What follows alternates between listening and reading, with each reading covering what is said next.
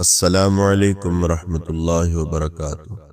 تو دوستو، اللہ تعالیٰ کے بعض فیصلے ایسے ہوتے ہیں جو بسا اوقات انسان کی سمجھ سے بھی بالاتر ہوتے ہیں۔ اپنے آقا ہی کو دیکھیے کہ آپ صلی اللہ علیہ وسلم اپنے شکم مادر ہی میں تھے کہ والد کا انتقال ہو گیا۔ 6 سال کی عمر تھی، 6 سال کی عمر ہوئی دوستو تو والدہ بھی فوت ہو گئی۔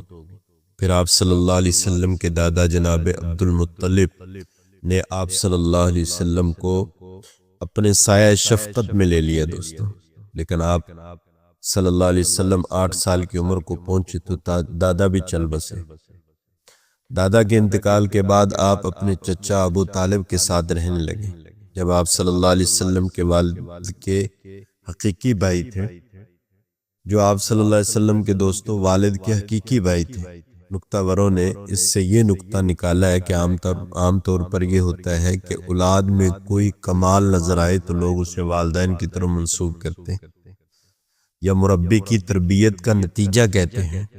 اللہ تعالیٰ نے آپ کو ظاہری سہاروں سے محروم فرما کر براہ راست اپنا سہارا دوستو عطا کر دیا، تاکہ آپ صلی اللہ علیہ وسلم کے عملی اور اخلاقی کمالات کو دیکھ کر کوئی یہ نہ کہے کہ یہ والدین کی تربیت کا نتیجہ ہے، یہ دادا کی تربیت کا ثمرہ ہے، یا فلاں استاد کی محنت کا نتیجہ ہے۔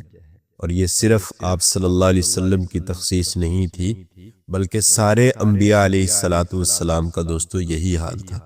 آپ غور کیجئے، حضرت آدم علیہ السلام کو کس نے تعلیم دی تھی؟ حضرت نوح علیہ السلام کی تربیت دوستو کس نے کی تھی؟ حضرت موسیٰ علیہ السلام کے کمالات کس کی نظر شفقت کا نتیجہ تھے دوستو؟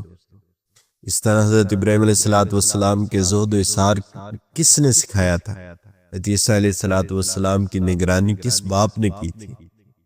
دوستو، ہر نبی منتخب ہوتا ہے اور اس کا انتخاب بندے نہیں خود خدا کرتا ہے، اور جو نبی کا انتخاب کرتا ہے وہی نبی کی تربیت بھی کرتا ہے اور نبی کی حفاظت بھی کرتا ہے۔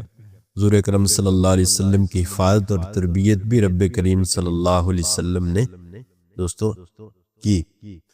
آپ صلی اللہ علیہ وسلم کا بچپن معصوم اور بری عادتوں سے دوستو محفوظ تھا۔ محمد رسول اللہ ہونے کی حیثیت سے آپ کو جو کمالات اور امتیازات حاصل ہوئے وہ تو ساری دنیا کو دوستو معلوم ہے، لیکن محمد بن عبداللہ ہونے کی حیثیت سے بھی آپ دوسروں سے ممتاز تھے۔ آپ صلی اللہ علیہ وسلم کے چچا ابو طالب کا بیان ہے کہ بسا اوقات رات کے وقت میری آنکھ کھلتی تو میں آپ کو بستر پر نہیں پاتا تھا۔ میں پریشان ہو کر آپ کو تلاش کرنے لگتا تو آپ آواز دیتے کہ چچا جان میں یہاں ہوں، اور فوراً میرے پاس پہنچ جاتے، اور میں بعض رات گزارنے پر آپ کی زبان سے کچھ ایسی باتیں سنتا تھا جو مجھے حیران کر دیتی تھی۔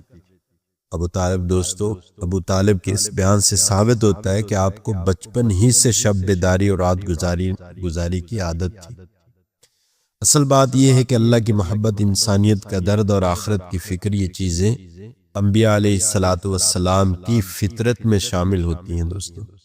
جن انبیاء کے بچپن یا جوانی کے حالات ہم تک صحیح پہنچے ہیں، خواہ وہ حضرت اسماعیل علیہ السلام ہوں یا حضرت یوسف علیہ السلام ہوں یا حضرت موسیٰ علیہ السلام یا حضرت عیسیٰ علیہ السلام ہوں، ان سب کے حالات سے یہی بات ثابت ہوتی ہے کہ وہ بچپن ہی سے چچے امانت دار اور حیادار تھے۔ ان سے بچپن میں بھی قصداً کوئی ایسی حرکت دوستو سرزد نہیں ہوئی جس پر مخالفین انگلیاں اٹھا سکیں۔ دوسرے انبیاء علیہ السلام کے بچپن کی تفصیلی حالات ہم کو تو کیا معلوم ہوتے، خود ان کے نام نہاد پیروکاروں کو بھی معلوم نہیں۔ یہودیوں سے پوچھئے دوستو کہ سیدنا موسیٰ علیہ السلام کا بچپن کیسا تھا۔ عیسائیوں سے پوچھئے کہ وہ حضرت عیسیٰ علیہ السلام کے بچپن کے مفصل حالات بیان کریں۔ میں دعوے سے کہتا ہوں دوستو کہ وہ بیان نہیں کر سکیں گے، لیکن مسلمانوں کے لیے یہ بات باعث افتخار ہے کہ وہ پوری تفصیل سے جانتے ہیں کہ ان کے نبی کے آباء و اجداد کون تھے، نبی کے شہر کے لوگ کیسے تھے، نبی کی ولادت کیسے، کہاں اور کب ہوئی، ولادت کے وقت کیا کیا واقعات رونما ہوئے، نبی کو دودھ کس نے پلایا، رضاعت کا زمانہ کیسا گزرا، بچپن میں آپ کے مشاغل کیا تھے، کیا عادتیں تھیں، چونکہ آپ کا بچپن کا اکثر وقت ابو طالب کی نگرانی میں گزرا ہے، اس لیے انہوں نے بڑی وضاحت سے اس پر روشنی ڈالی۔ وہ کہتے ہیں کہ ہماری عادت تھی کہ ہم کھانے پینے کے وقت کسی کا نام نہیں لیتے تھے اور نہ ہی حمد کرتے تھے، مگر محمد صلی اللہ علیہ وسلم کھانا شروع کرنے سے پہلے بسم اللہ الاحد کہا کرتے تھے، اور جب کھانے سے فارغ ہوتے تو الحمدللہ کہتے۔ میں نے آپ کو بچپن میں بھی غلط بیانی یا کسی کی غیبت کرتے ہوئے یا لڑکوں کے ساتھ کھیلتے ہوئے کبھی نہیں دیکھا۔ غور کیجیے، آپ والدین کی سرپرستی سے محروم ہو چکے تھے، ماحول تباہ کن تھا، شراب نوشی اور بدکاری عام تھی، لوٹ مار اور قتل و غارت گری کا دورہ تھا، مگر کون تھا جس نے آپ کو بچوں اور نوجوانوں والی عادتوں سے محفوظ رکھا؟ آپ نے صداقت و امانت میں وہ نام پیدا کیا کہ آپ کا لقب ہی صدیق اور آمین مشہور ہو گیا۔ بڑی بڑی معاشرتی برائیوں کو تو چھوڑیے دوستو، آپ صلی اللہ علیہ وسلم ایسی حرکتوں سے بھی بچتے تھے جنہیں اگرچہ معاشرہ میں برا نہیں سمجھا جاتا، لیکن وہ حرکتیں آپ کی شان کے مطابق نہ تھی۔ آپ رشتوں کا خیال کرتے تھے، لوگوں کا بوجھ ہلکا کرتے تھے، مہمانوں کا اکرام فرماتے تھے، اچھے کاموں میں دوسروں کی مدد کرتے تھے دوستو، محنت کر کے روزی حاصل کرتے تھے اور تھوڑی سی غذا پر اکتفا فرما لیتے تھے۔ اللہ تعالیٰ نے اپنے نبی کو کیسی حفاظت فرماتے ہیں، اللہ تعالیٰ اپنے نبی کی کیسی دوستوں حفاظت فرماتے ہیں، اس کے لیے صرف مثال کے طور پر ایک واقعہ عرض کرتا ہوں۔ حضور صلی اللہ علیہ وسلم فرماتے ہیں کہ میری عمر 14 سال تھی، مکہ میں قریش میں کوئی شادی تھی، کسی دولت مند گھرانے میں شادی ہو گئی کوئی، کیونکہ جب دولت آتی ہے تو اپنے ساتھ خرافات بھی دوستوں لاتی ہے۔ بہت کم لوگ ہیں جو دولت آنے کے بعد اپنے آپ کو بچا کر رکھتے ہیں، تو ان لوگوں نے یہ کیا کہ شادی میں ناچ گانے کا بھی کچھ انتظام کر لیا۔ قریش کے نوجوانوں نے اس پروگرام کو دیکھنے کا ارادہ کیا اور حضور اکرم صلی اللہ علیہ وسلم کو بھی ساتھ لے گئے۔